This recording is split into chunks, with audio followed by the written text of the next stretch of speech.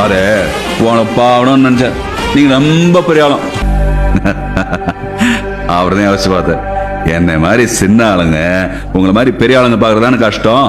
ஆனா உங்களை மாதிரி பெரிய ஆளுங்க என்ன மாதிரி சின்ன ஆளுங்க பாக்குறது ரொம்ப சுலபச்ச. அதான் நீங்களே வந்து என்ன பாக்குற மாதிரி ஏற்பாடு பண்ணிட்டேன். எப்படி ஆளை பார்த்து மோது. நான் யாருன்னு தெரியுமா சாரு? இப்போ நீங்க 10 நிமிஷமா ஏதோ சொன்னீங்களே, அதெல்லாம் என்னன்னே தெரியாத ஆள் சார். நான் ஆளை பார்த்து பதவியை பார்த்து மோதுற ஆள் இல்ல சார்.